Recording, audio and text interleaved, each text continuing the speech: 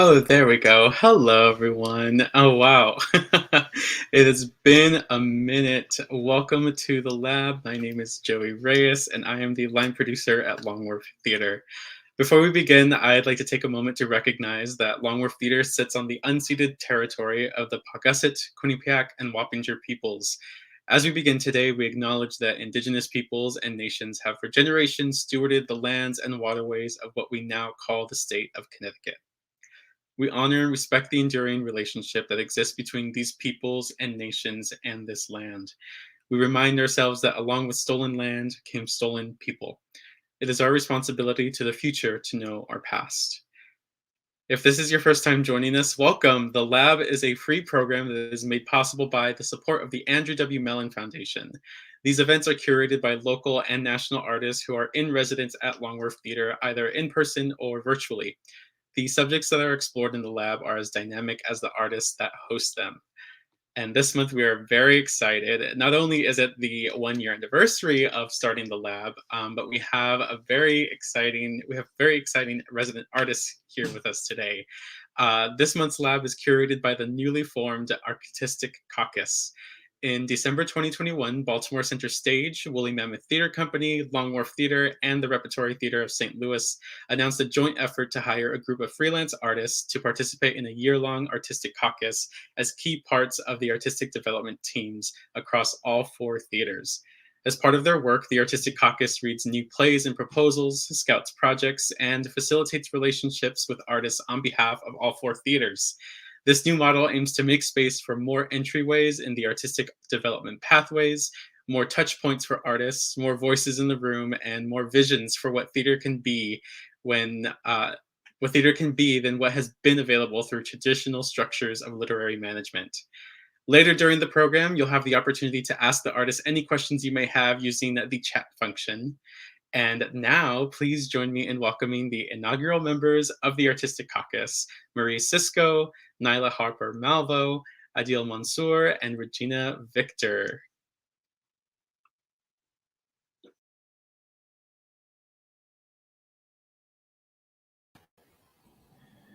Hello, hello. Hey. How y'all doing? Good. Well, thank you, Joey, so much for that introduction. I don't know, should we do a little bit of, well, my name is Nailah Harper-Malveaux. I use she, her pronouns. I am calling in from Cheyenne, Ute, and Arapaho land, also known as Denver, Colorado. Yeah, very excited to be here with y'all. Regina Victor, they Pharaoh. I am originally from Chicago and visiting Denver, working on a show here, Arapaho, Ute, and Cheyenne land. Yes, thank you, Nailah, for that. I'll pass it on to my colleagues. Hi, everyone. Cisco. Really excited to be here sharing space with all of you today. Hi, folks. Adil. I use he, him pronouns. Also really thrilled to be here with you all. I'm calling in from the land of the Hopewell, Monongahela, and Osage, also known as Pittsburgh. Dope. All right. Well, I'm just going to kick us off. Joey, you did such an incredible job kind of explaining what the Artistic Caucus does and what it was meant to do. I'm just kind of going to give a super brief overview of what the structure is, though. What do we actually do? We meet bi-weekly, the 4 of us, as well with the literary managers of the 4 different theaters. And then we have 4 sort of quarterly artistic summits, the 8 of us, those literary managers, us 4, and the 4 artistic directors, just to give you a sense of what all of that means in practice. And then, in our own time, we do scout shows and advocate for artists and generally go about our lives as freelance artists, and bring whatever we learn to the table into the Artistic Caucus. So I'm just gonna ask kind of the first question, just about what kind of first excited y'all about the Artistic Caucus as a new model for curatorial disruption, and also kind of a follow-up, what's something that you've learned or that has kind of surprised you in these first 6 months? Because this is the first 6 months of a year-long experiment, essentially. I can jump in. I think something that really excited me about the caucus is the idea that leaders of institutions in this country are rethinking the idea of gatekeeping or gatekeepers, and rethinking the idea of gates altogether and how people have access into these institutions and access to resources, and not doing that just internally within their own institutions, but sourcing out other thought partners to figure out how to make that as successful as possible. Um, I think something that I have learned in these 6 months is that a lot of institutions are facing the same challenges, like in different ways. And so I think it's really useful to have us sort of being on the outside to have sort of an objective view to help sort of reframe and hopefully offer some sort of, tangible, constructive ways that we can help them sort of navigate through the challenges that they are facing.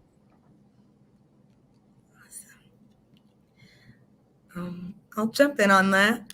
I think what excited me the most about the idea of an artistic caucus was this idea of collective resource sharing. Like I'm actually I wrote a grant that we're doing at Sideshow. It's like an inverted program for like a resource council that are elders that can kind of have a conversation with leadership transition.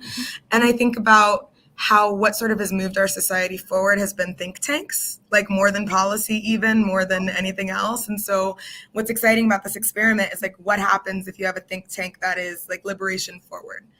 I think what surprised me, but really shouldn't have in retrospect, is how much creativity and labor it really is to try and think outside of an institutional experience. Like even though we're doing imaginative work and you would think that would mean like a lack of structure, it actually has not. I think we've been most successful when we've been the most intentional, and that has been something that surprised me in a good way.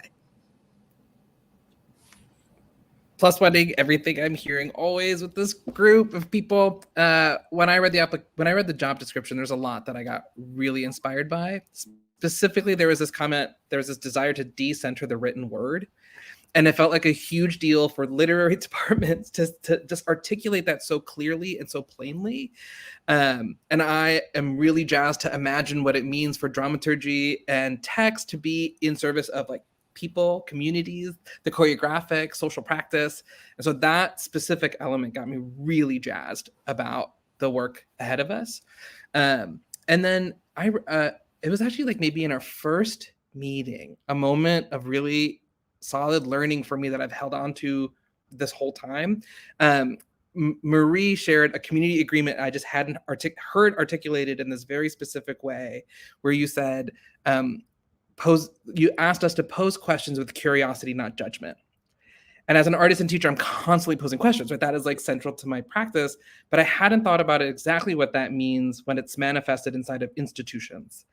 And I find myself often as a freelance person kind of there becomes this like us them situation, which doesn't always need to be there, but it sometimes feels that way. And questions and like what curiosity can do when I'm in that position. And it's helped me really like fall deeper in love with this work. So I've thought about that a lot. Thanks, everyone. Yeah, I mean, definitely just a +1 to what everyone has said. I think one of the things that really excited me was I don't see a lot of collaboration among theaters that's outside of co-productions. And so this idea that like these artistic directors, these literary managers were going to pool their resources together in order to invite a new group of people in was really exciting for me. I did another sort of grant-based project, experiment, new model type of thing in the Bay Area that was called the Hive Project, and was doing a similar thing of theaters collaborating, but in order to create a new model for audience development. And so this was kind of a new way at a similar thing, which I just felt was really, really interesting. And I think in terms of what I've learned, I've honestly learned that like we are making this thing as it goes. Like we are seriously like creating this thing. And the structure that I literally just said is like the only structure essentially, like we are, I think we are consistently asking each other, what can this do? And like what can this group of people do? like literally the other week we had a conversation around like money, right? Like I think this and negotiation and what's fair and what's not. And I think what's amazing about this kind of what this whole group can hold is that really it can be an amoeba, and it can really change with the needs of the group, and what's sort of best served for these institutions and for the curatorial disruption. So been really inspired by that.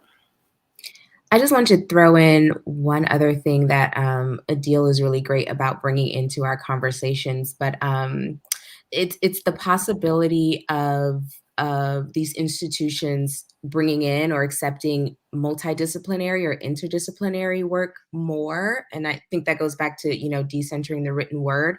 So I think that's something that was really sort of exciting and sexy to me when I first sort of like was hearing about what this could be, is like, oh, we could bring in visual artists and choreographers, and how do all these people sort of work together and build art, instead of sort of like, you're in this corner and you're doing this, or we only bring in choreographers when it's a musical. And, how do we sort of think about these spaces as a welcoming ground for artists of various disciplines at all times throughout the seasons? I just also want to add, just because you brought up how amazing Adil is, I want to just add, Adil, you provide in this space, and I think you've opened up a lot of vulnerability in this space, which I personally have found like very empowering and impactful. Just to jump on the Love Adil train, but also I think this space is like it can be, it can be nerve-wracking when you come into this space and you're talking to the ADs and everything. And I think you have in particular brought us down to like, hey, this is why we're here. We love art. Like that's why we're here. And that has been, I think I felt that in different ways from everyone. It's been really inspiring. Thanks, folks. That's very nice. And there's many things we could say about everyone in this room. It's really a special, special, special room. I get to pose our second question. And something I really love about this program is that it's supporting freelance folks. And I can candidly share that the income from this year-long consistent job has made my other art projects a reality, right? It has made it so I know I have an income for rent. And that's like a baseline as someone who doesn't have a full-time job. So that's been wildly essential. And I think a part of the mission of the whole project is here are 4 creative folks that are being supported in this way. And we're also doing a lot of work in labor, right? That's an exchange. With our creative practice in mind, I'd love to pose a question to all of us. How would you describe your creative practice? What is a project that recently or currently is inspiring you? I'm pumped to hear always.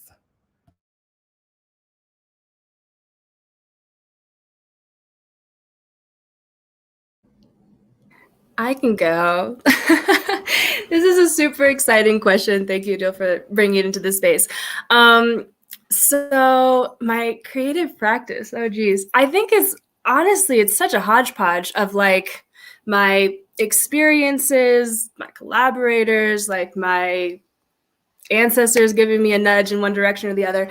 But I do feel like, so I mostly am a director, and I have been mostly working in new work recently.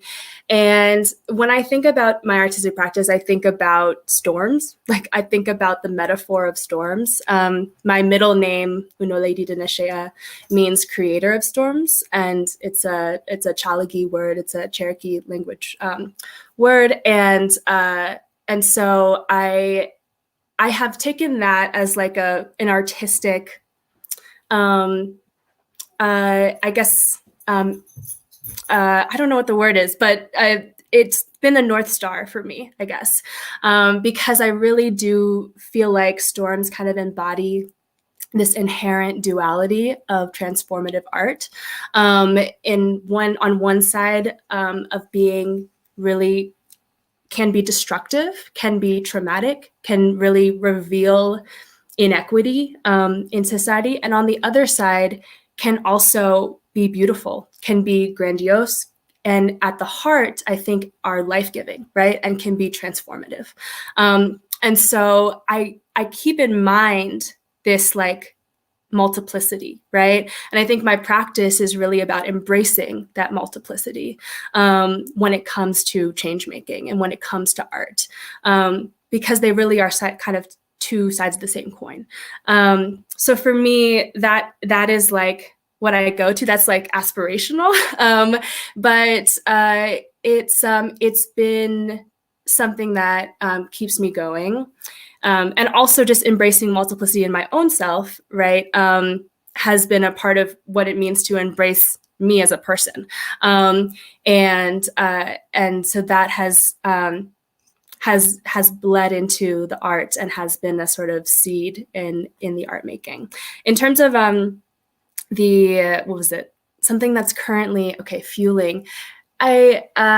I'm going to actually say a project that like isn't my own project, but has really been fueling my creative work and the projects I've been working on. I recently saw a clowning show. I went to ACT and saw their MFA students doing a clown show. And it reminded me, kind of reinvigorated in me, this a memory. I had taken clowning in college. It was probably the most terrifying, and also the most exhilarating and freeing experience that I've ever experienced in a classroom setting. And then I quickly like picked up Christopher Bay's clowning book, and I read it like in one sitting, and I realized that like I'm actually like in doing a lot of this work that centers social justice and centers really serious issues. I still want to keep in mind what wonder can do and what imagination and what joy can do in that setting. And clowning has, for me, like it's been a way of opening that up for me in the creative space, and actually getting to the truth and inviting that voice, that little voice of wonder back in. So it's been really expansive for me in the practice. That's so exciting. We never talk about what we're doing in our lab, so that's really great to hear. I can jump in. I know Regina's having internet issues. You're back. I'm switching to my phone hotspot. There's a massive snowstorm here, so I think it's no. Yeah, we're gonna see. Thanks, Simon. I work primarily as a producer, so I am usually helping other folks bring their ideas and projects to fruition. And because that is so much of my work, I really get to focus on sort of like passion projects, like something I want to develop or something that I really want to work on. But recently, I was talking to a friend. I'm Liberian, West African, and I have a friend who is also Liberian, and she's been there since December. And we had a call a few days ago, and she was just telling me about like all of the art possibilities that are happening out there and the funding that's sort of coming into the country, and how like there aren't a lot of resources. And so people aren't getting the education that they should be. And she was like trying to figure out infrastructure for us to like come out there and really like create programming and do art out there.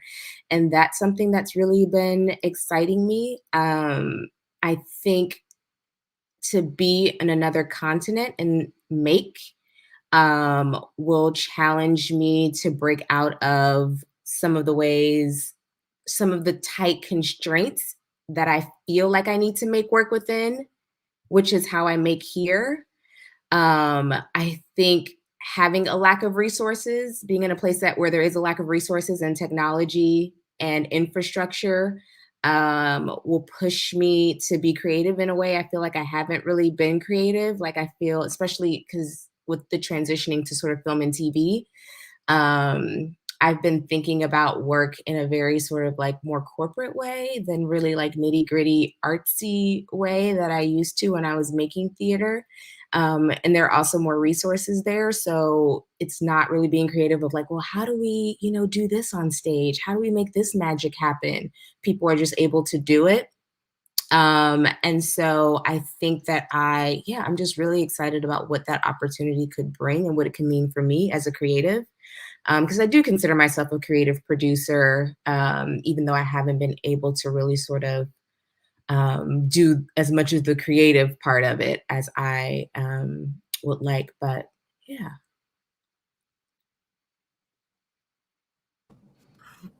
I love that. Also, I can go before the internet snatches me again. Sorry about that.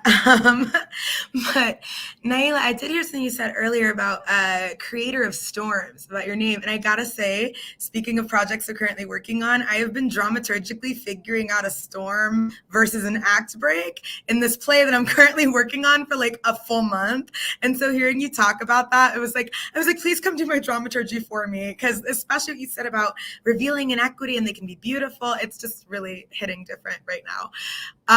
But I am in Denver working at DCPA on In the Upper Room by Beaufield Berry, directed by Greg Daniel. And I think it's been a really great first project for me to reclaim the process of putting Black stories on stage, especially those that center the feminine experience and our spirituality at the center. My mission is using the Black radical imagination to evaluate the past and present, facilitate healing for the future. And I think that this production in particular, after time in the pandemic and a lot of time with my spirituality and thinking about how less Western versions of spirituality and pantheons may influence the way that we work, I've been reflecting a lot on what it means to be a healer, what it means to be a holistic dramaturg, what it means to be an emotional caretaker or a spiritual steward for a show. Like, I'm blessing like objects in this show, and it's been like a really interesting experience because a lot of times those things don't get to live together. And when they do, I call it capturing the conjure.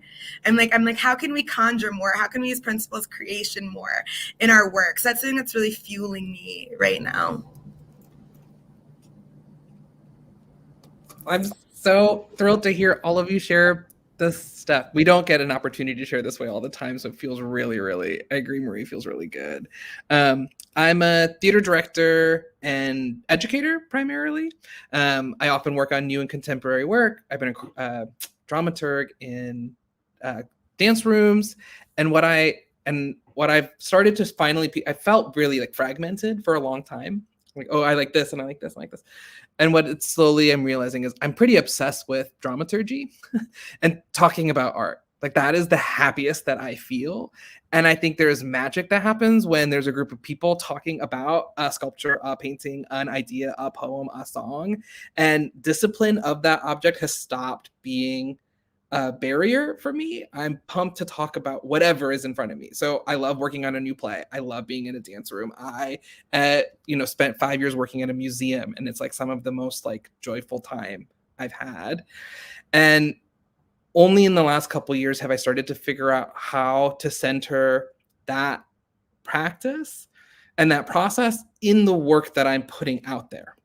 And how to make that the performances. Like, how can I perform dramaturgy? How can I engage dramaturgy in a practice way, like moving it from theory to practice and thinking about why that binary even exists. And to be really specific what that looks like, one project that's been like near and dear to my heart, I've been adapting Antigone as an apology to and from my mom for the last 3 years. And it's been really generative for our relationship. It's been really generative for the work. I think about Antigone's decision to bury her brother, and I think about a radical feminist and a revolutionary, and I think about someone who prioritizes the afterlife over being alive. And in those ways, I begin to see my mom, and I've asked her to like filter that play through the Quran and through Hadith and put out a translation. And the thing we're making isn't the product. Like, that's what gets us to the table. But the performance itself is me sharing the audio of my mom processing this beautiful play. And she does it with such, she does it as herself, which is really the most important thing. And it's really kind of opened up a lot of things. And one tiny one tiny story. Just yesterday, I had to, we're trying to do some audio recording for these videos that will end up being in the show. And I asked my partner and my brother to do the audio recording. And it did this tiny thing where all of a sudden the two of them ended up on the same text thread, which had never happened before. And that I was like, this is it. This is why I want to make art, so that like my boyfriend and my brother are on the same text thread. So that's been inspiring me these days. I think I have the pleasure of passing it over to Regina for our next question, perhaps. That just made my heart sing. Everyone's answers are so exciting, but I mean, the blend of spirituality has really been coming up so much more in work and makes me really happy. Also, I feel like theory to practice, what you said, Adil, really blends into this next question, which is, how do we pursue liberation, anti-racist politic, anti-many isms politic, and how does that process of how you approach that work in your own life and artistry compare or not with how you approach it institutionally? So how do you apply your own principles to a pre-existing mission?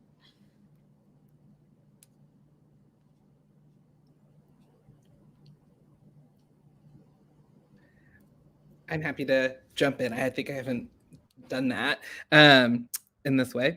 I was so grateful for this question. And as I processed it over the last 24 hours, for me, it felt the most effective to answer it by thinking about a specific project that kind of addressed a lot of these things. Last fall, so like fall of 2020, which was it's been a charged couple of years for many reasons. And last fall, I was directing a play at a university.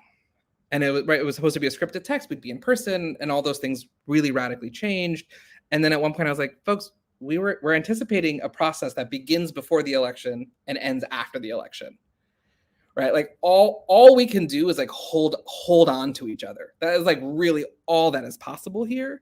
And I was lucky that the university was willing and able to shift the way we were thinking about things. And the pandemic made it so it was more possible. And we found, I think, strategies for thinking about liberation in that moment. It was thinking about what is it that this group of artists needs, and how can we provide that, and what can we make space for? And in that moment, those 2 months, students needed for the stakes to move away from product towards personhood. That should always be the case. But we needed to shift away like deadlines and expectations of this will be the thing you make and this is how you make it.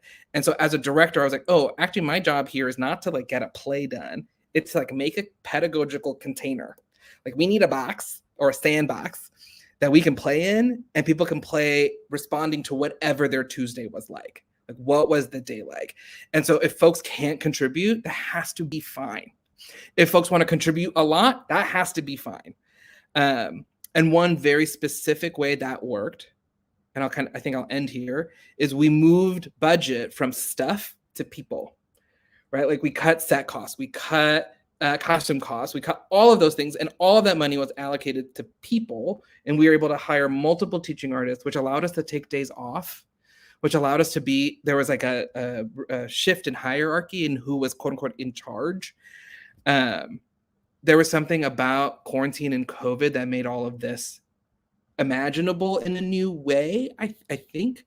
But that project, for me, addresses a lot of the questions you're asking really beautifully here, Regina.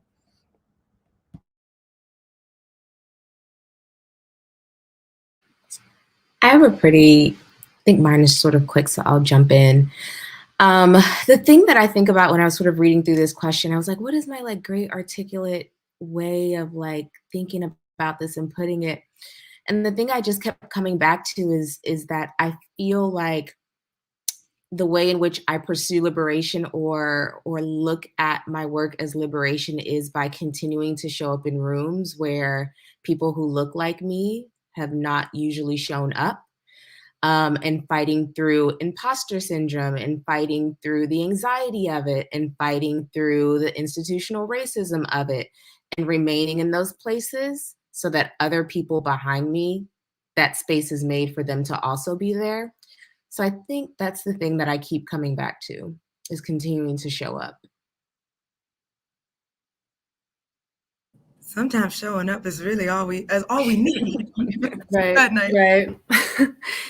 I think when I thought about this question, I thought about the kind of foundation of knowledge that has been really important to me and my work. And it makes me think about really like things that I honestly mostly learned in college, of like critical race theory and like Black feminist thought and like Patricia Hill Collins and Toni Morrison and all of these thinkers who have become a foundation for me to incorporate into the pursuit of liberation within art. And for me, it often comes down to where I've tried to seek a kind of politics of fugitivity within the rehearsal room and within creative collaborations, and sort of ask, how are we escaping from the current structures or the current stereotypes or the dominant narratives that have said this is normal or this is progress or this is this. And so for me, like it's about creating that space to ask, like, what does freedom look like and what does it feel like and what does it taste and smell like to you? And then that's different for every room and for every creative collaboration. And it's kind of about holding space for whatever individual and collective idea or vision of freedom that is true in that moment. And I think, and like that can be the smallest thing too, of like, remember I was assistant directing for a show, Away Tempo was directing Schoolgirls, and the first day of rehearsal, we had the read through in a circle. And I had never seen that done at a regional theater. So at Berkeley, I had never seen that done at a regional theater. It's like the small things where it's like, and in that inner circle, all of us, we were all Black women. And it was like, that was such a small thing, but it was a huge thing. And so I think about the ways that, like, as an artist and as a director, like I'm creating space. But the second part of your question is actually also really interesting, Regina, which is around like, how does that translate into when working with institutions? And that is a much harder thing because it is true, like they have they've got very hierarchical structures often, and I've most often been at the kind of the lower side of institutional power in those situations, and so I think like the largest thing that I had my voice, right? I had my voice and I had the power of no. And like, those are two very different tools than like creating space, you know? And like being able to, so I think they're just it's very different tools when it comes to, or that's how I've experienced it, when it comes to creating the space, being an artist in a room and working with institutions, specifically like artistic departments and things like that. Sorry, go ahead, Marie. So I believe I have the last question before we open up to the Q&A. Can I answer my own question? Oh, you didn't answer. I'm so sorry. No, you're totally fine. I just got really excited. I'm muting myself.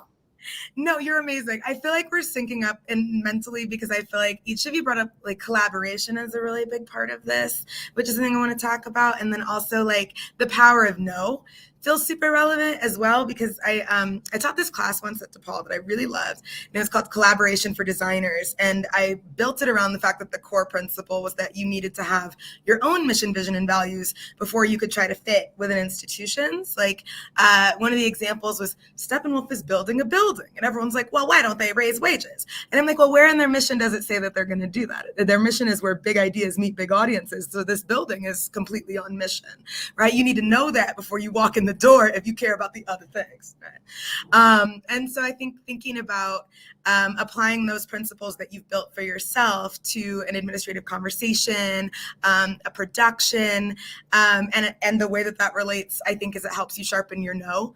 Because when you're presented with things, you're like, you can automatically compare it to something and figure out what rooms you don't need to be in and what rooms you do. Because I haven't found my experience, like I've been an associate a lot of times, to be very fruitful in terms of like trying to change a culture that is not, it's all from the top down, right? Culture starts at the very top and trickles through. And so when I decided to become an artistic director, and it's interesting, Adil, you mentioned this time as well of like May 2020 when George Floyd was murdered and we were all in the streets. Like that was when my company, Sideshow Theater Company, was voting on who was going to be the next artistic director. And at the time I was the only Black ensemble member. So I was like, that feels kind of, like soon. I just joined like in January, but then knowing like how much I had to say and how much other artists that look like me and share other identities that I share, but as well as being Black had to say, like, I felt like I couldn't really hesitate on that. But what has been so special about that experience is that I have never had the opportunity to really implement things that I care about. Something that I have to live in because I have a chronic health condition is like rest, and rest being revolutionary. And so I started testing and being like, rushing is racist. Let's not rush, which is my favorite thing to say. And when we went through our values process, I talked about rushing is racist and urgency is most often a tool of the oppressor. Can we put those things on the table as company values? And they're there now. And I think the fact that that's such a privilege for my workplace to reflect what's most important to me and through collaboration, also my ensemble, is a real responsibility that I can't take lightly, but is something that I think I need to also acknowledge doesn't exist often. Okay, I'm done. Thank you. That was great. I love that. Rush is racist. I have the final question, I believe, before we open up into the Q&A. So my question is about the future. As we know, there's a lot of shift happening, a lot of change happening in our industry, and a lot of it is inevitable. Some of it is in our control, some of it is out of our control. And I've noticed a trend of friends and colleagues leaving the theater altogether, or sort of pulling away or going back to school. So my question for our group is, do you see yourself leaving? Do you see yourself staying in the theater? And if you are staying, what lasting changes do you hope to see or make yourself?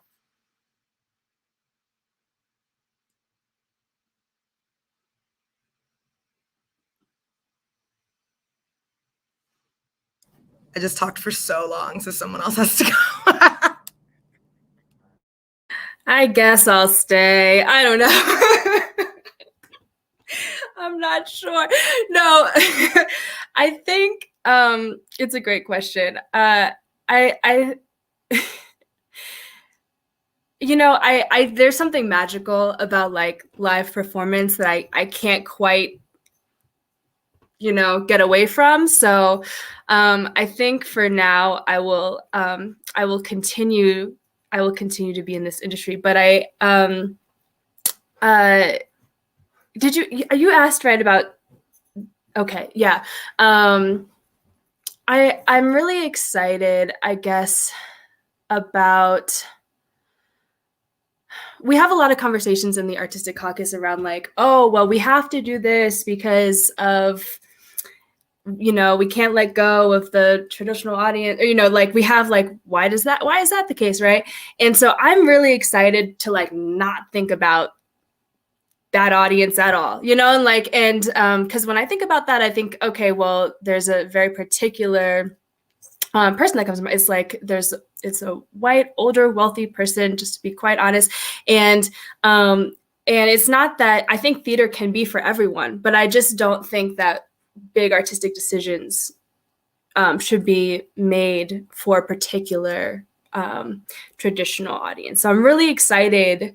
I'm hoping for the future that that those conversations don't have to happen when talking about seasons and what work is going to be in seasons. That really the work is what is most relevant, what is most exciting, what is like asking the big questions of the time, that those are more the questions that are being asked. And I think the future, you know, of theater is I hope is for everyone. And that's hard, you know, that's hard to, it's hard to imagine because it doesn't currently exist right now. But that's what I would want. And I really love what you said, Regina, about rest being revolutionary. And I do feel like there have been some changes in that direction, with like hours and things like that. But I think really wholesale changes, to really understand that like artists need time to create, artists need rest, and that there's a lot of amazing art happening while people are surviving, but like how much more incredible can the work also be if people are able to rest and to take care of themselves, and then also bring that to the work. That's what I'm hopeful for.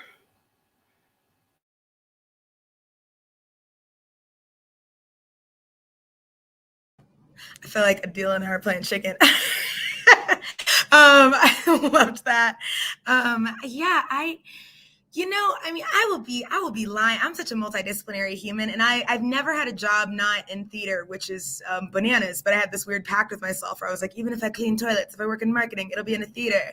So I feel like because I've explored so much of this industry, like I'd be lying if I said I wasn't just looking for other experiences, and specifically like things that are pretty related. I've been looking at video games a lot, and virtual reality is something that needs to really start to blend itself into what we're doing. There's this Meow Wolf. I went to this in Denver, and frankly, I'm like, this is what I want to be making. It was like this massive interactive sculpture that also had games, that also was tactile, that like you could open a freezer and you would be in a sound bath with lighting. Like it was the coolest thing I've ever experienced, and there's actors moving through it.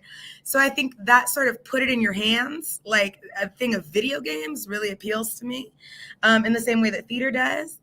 But for theater, I think the toughest one for me is pay equity. I think that's going to be the biggest hurdle for us to jump, just because so much of how we sustain is self-sustaining. Like artists donate to theaters. You know, a lot of our grassroots funding actually comes from each other. So we're sort of in this funding loop.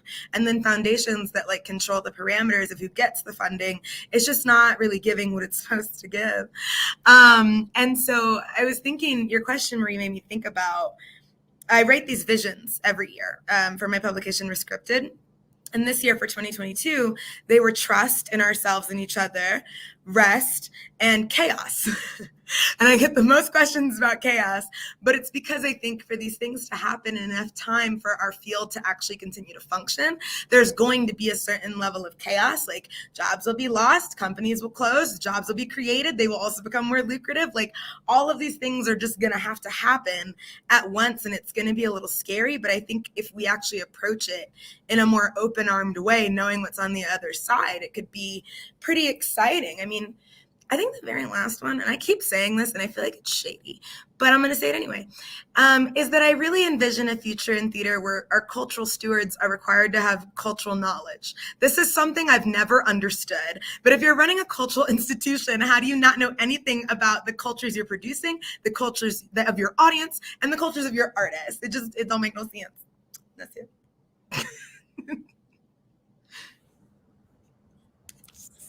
So grateful to listen. This question makes me like the right kinds of anxious. It really does like pull out things in me that I'm like really processing and thinking about all the time. And Regina, I connect pay equity was a lot about what I was thinking about.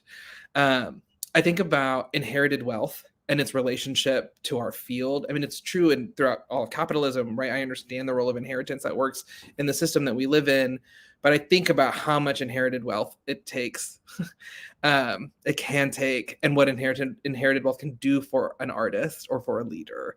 And I'd be super curious for us to think and process through, okay, generational inherited wealth, what does it do? And how can we take that reality and share it with folks who are not connected to inherited wealth? And what does that what does that look like in a day-to-day practical way? And I'm watching different cities and municipalities beginning to do like artist salaries. I think that's one way. That's like one model that we're watching erupt over the last couple of years. New York just is like about to start their application process for consistent artist salaries. There's still so many barriers. There's still so like it's such for me it feels like a very new conversation that I'm just learning about. But I'm very curious about that, and I'm curious about what full-time work means, what salary means, what benefit means, and like why we associate those things to certain positions. And there's something about the freelance artist life I'm really drawn to. So I'm not saying to like flip it, like it's very complicated, but I'm very curious about it and have a lot of questions about how we pay for all this. And all of that leads me to not know if it's a simple yes or no if I'll stay or go. For the first time in my life, I've like considered, I would rather say no to a project and have time to rest and heal. And that's never been my way. And maybe that's just like my mid-30s kicking into gear. But the no's are becoming more and more frequent than they were ever before. Yeah, that just to piggyback off that a little bit too, and to answer the question, I didn't realize how burnt out I was until the pandemic happened and we just sort of stopped. And reflecting back on the way in which we did the grind and the hustle before, I know that I never want to go back to that. I love the theater and will always love the theater and totally understand the importance of it and the art form.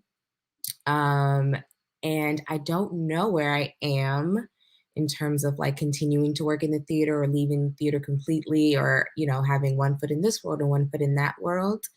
I think a part of me is like, I just want to wait and see what y'all do. And then I'll like come back when y'all fix it. And I'm just going to like do that because I can't. But I am really excited about what I think the future of theater is going to be and the interdisciplinary practices that I've been seeing. I'm interested to see what the evolution of virtual theater is beyond the Zoom play. And what folks sort of come up with and think, because I think that can be really exciting. But yes, thanks for answering. Those are really great. Can I just say, I love that you said that while you are in the middle of a year-long commitment to fix it. Just like a theater artist. That part. I had to. So after this year, then I'll sit back and watch you guys fix it. Listen, I just think it's okay that like sometimes it's all right for you to be more important than your art. Like the work doesn't work without you. So like what's the point of burnout? It's non-functional.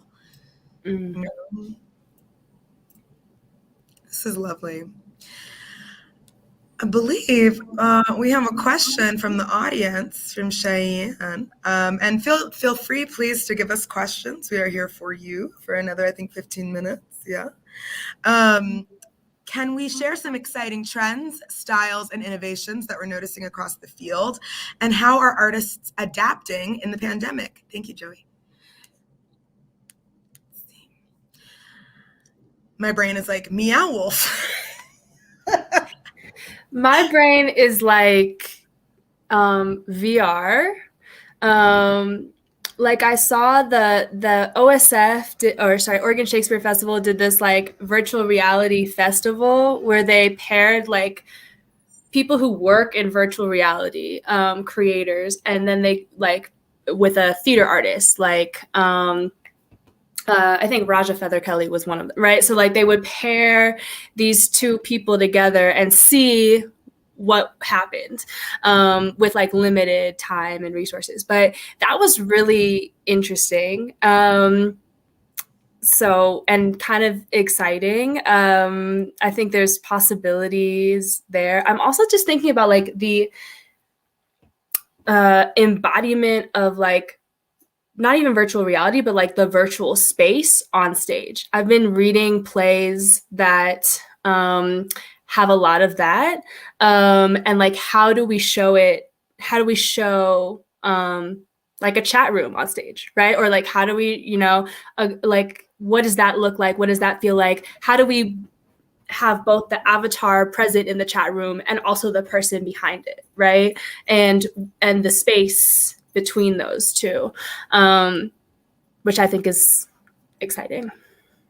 I got so excited because, again, you're in my brain. I'm working on this play called Pro-Am, and like some of the locations are like Snapchat and Twitter. It's about the porn industry. And so the chat rooms and things being on stage, but like even what you just said, the way I'm thinking about staging, like the customer and then the performer, and like one is in the virtual space and one is not, like that is so exciting to me. I think, you know, also you say really reminds me that like we're getting both somehow more self-centered and more community aware at the same time, which I think is a really beautiful place to be in.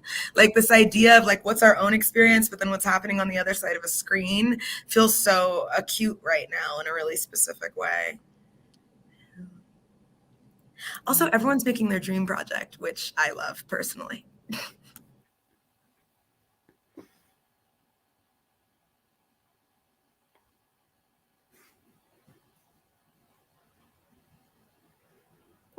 So I can, one thing, this was a trend I started to really get excited about before the pandemic, and I think it's being propelled forward right now in a way that's super interesting, is work for much smaller audiences. Work for 1-person audiences, for 5-person audiences. And that gets me really genuinely jazzed. I think like locating our audience in that specific way, there's something really thrilling about it. So I think about Brian Lobel is a performance maker coming out of London who did this beautiful project where it was for 1 or 2 people. If you're an audience member, you would get an email that had like a 90 question. There's a church bell right outside my window. There's a 90 question survey that you answer. And the questions are all Sarah Jessica Parker's questions she asked as a part of Sex and the City, the original. And then when you show up to the event, the performance, you would get into bed, this is pre-COVID, and watch an episode of Sex and the City that was diagnosed to you based on your answers.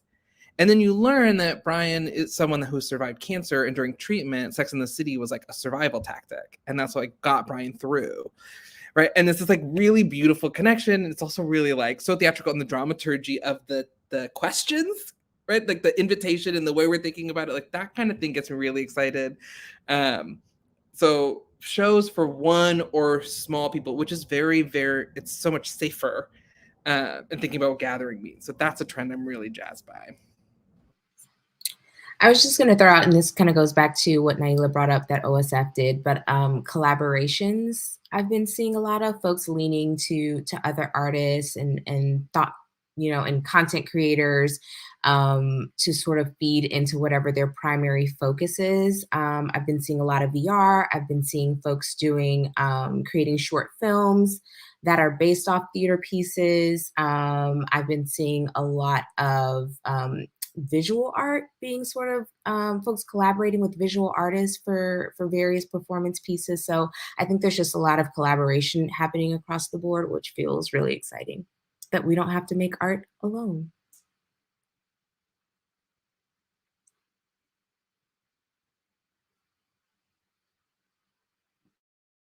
Yeah, I think one thing too that I'm excited about is smaller musicals. I feel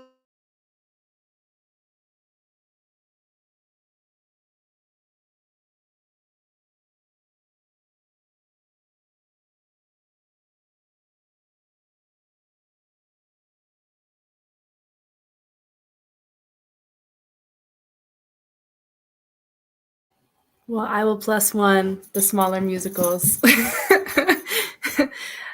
I've been really, I know Regina's probably has internet issues. I've been really obsessed with the like small independent artist jukebox musical of like, you don't know who this person is, but this is like their whole, all of their whole songs. Oh, there's Regina. Sorry about that. No, their musical was called Exodus. And this snowstorm is wild out here. You've got like a foot of snow in like 2 minutes, I swear. But yeah, I'm really excited about the idea that musicals don't have to cost a lot of money, that they can be accessible. Because I also feel like it's a great intersection for theater artists to expand. Because like there's a lot more musicians that are local than there are theater artists often. So like if we can make that more of a formula and an invitation, I think it's exciting.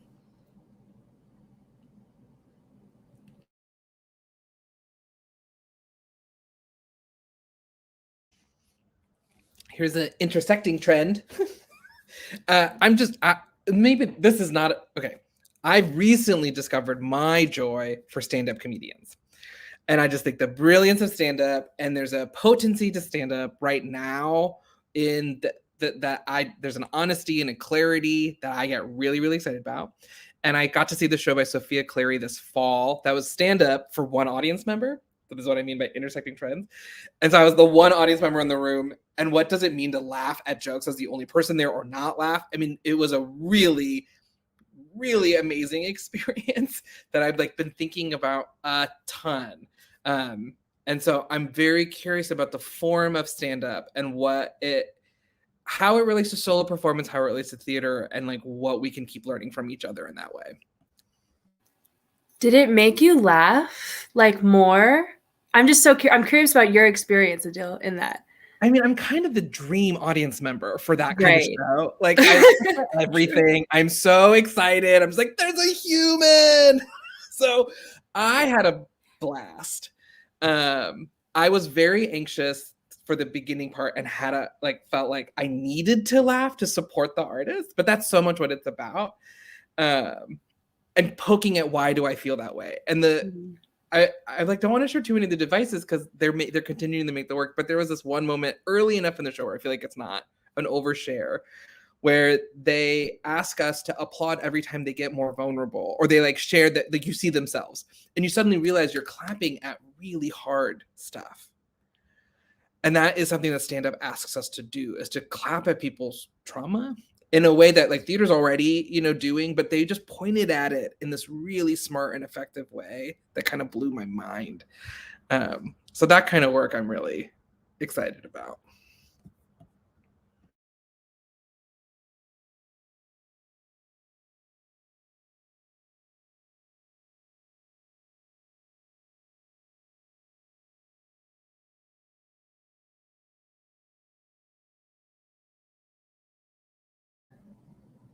Well, Any other questions?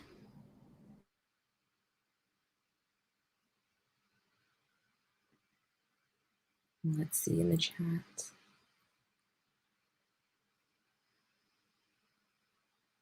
Just to piggyback, I guess, off of also, Regina, what you were talking about musicals. And I kind of was saying this when you went out a little bit, but I've been really obsessed with like B. Steadwell's musical Letter to My Ex. I think I've mentioned this musical like in our conversations too. But just because it was one of those, it was so bare bones. It was like, and I feel like it was like a thrust, but it honestly could have been in the round. And it was just like her as a musician singing with a little bit of a band and then an ensemble. And I've just been like listening to the music over and over and over again because it like hits so deeply.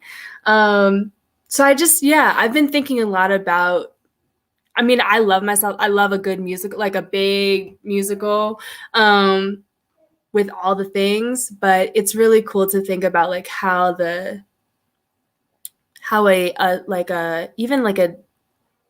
piece that feels even devised in some way can live in tandem with like a concert and like have this intersection of being this like small musical.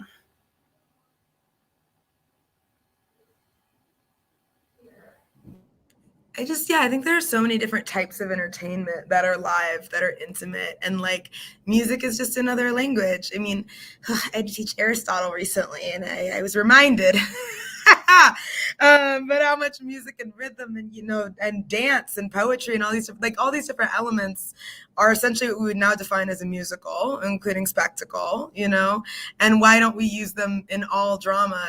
I think, was it Kirita that recently tweeted and was like, can we never use the phrase straight play again?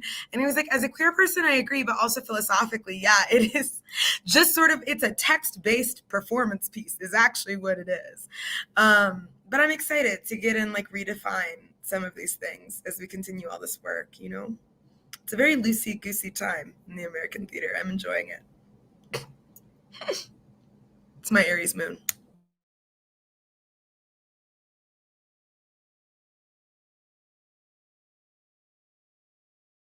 Okay, I'm just going to ask a fun question.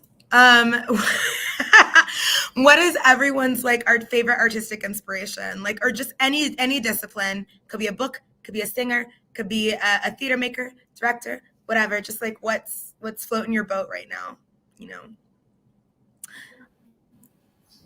I'm gonna say The Color Purple, because I read this book. I mean, I read the book very early on.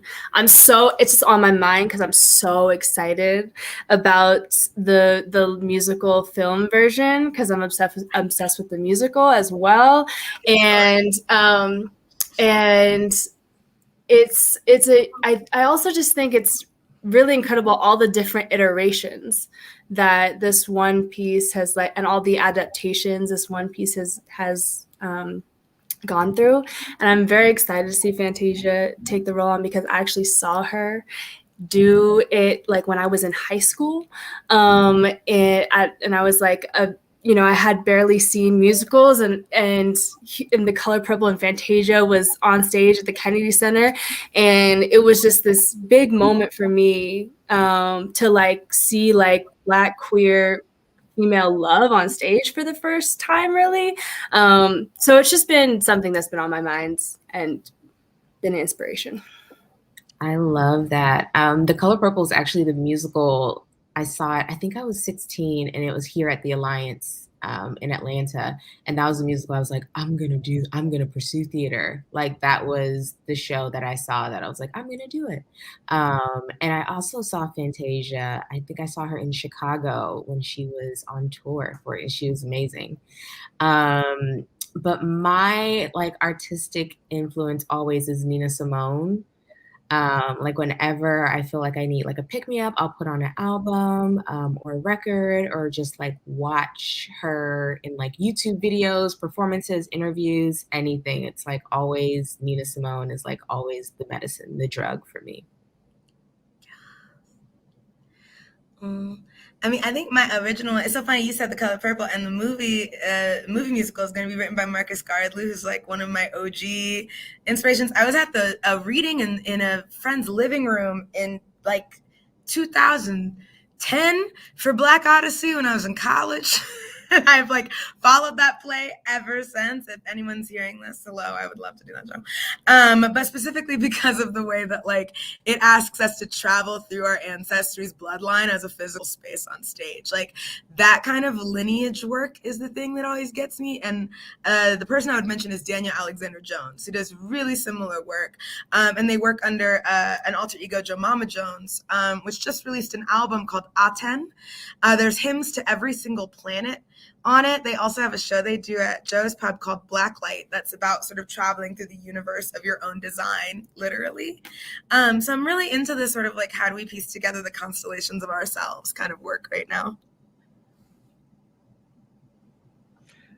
Recently, horror movies. I grew up watching horror movies with my mom, and it was a total cuddle fest time. And it was there's just something about it that brings out something in me. And my boyfriend has a Shudder account, so horror movies are a big part of our life. And we just watched a movie called Piggy. It was at Sundance. Carlota Perida. It's unbelievable. The trailer logline premise, right? There's the protagonist is someone that is made fun of and ridiculed and bullied for her weight. And she witnesses, within the first 5 minutes of the movie, this is the trailer, she witnesses her bullies be like terribly kidnapped. And she has to make the decision of what to do. And the movie follows that. That's like the log line. And it's like Heathers meets body horror. And it just asks such smart questions. And I think horror, and I don't see horror in theater enough. So that's what I'm thinking about right now. That's so dope. Adil, I just would not have guessed it. I would not have guessed that you'd be into horror. I love it. It's so cool. There's something about the flexibility of that genre, though, like the imagination of that genre, like the reason Parasite like captured us all, or like a Snowpiercer, or like, you know, these things that are just so, you know what I mean, out there. It's cool. Have y'all seen the new trailer for the Jordan Peele new film? Nope. Yesterday. Yeah. I'm so excited. I love his brain. I love that. I'm things like that. I know, like Lovecraft Country and like Us, like these types of just like, I still think Jigga Bobo is the greatest thing I've ever seen in my entire life. The episode of Lovecraft Country that centers Emmett Till's funeral and the way that she blended that, it's, you gotta get into it. But like the physical work in that, like the fact that they didn't rely on CGI and stuff, it just kind of blew my mind. I'm so into that right now. I don't know.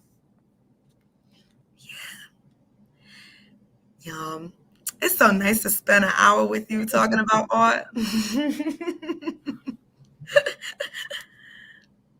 Does anybody want to share anything before we close? Any last questions from audience? Thank you for having us, Long Wharf. Yes, thank you. Yes. Yeah, so much gratitude. Same. Thank you, everybody. All right. Have a good night, guys. Hey, Jody. Hello. Just coming on to say thank you, to express our gratitude to you all. Obviously, we are like in deep relationship with you for another good few months, as you mentioned. But again, thank you all so much for taking the time to be here with us and to share your wisdom and your aspirations with our audience. And I also have to say thank you and express gratitude to the Andrew W. Mellon Foundation that gives us the support for the lab, for us to be able to have conversations like these and sharings like these. And thank you, of course, to you all who are sitting there and watching and interacting with us at home. Yeah. Until the next one, y'all. Thank you so much. Thank you. We'll see you soon. Thank you, everybody.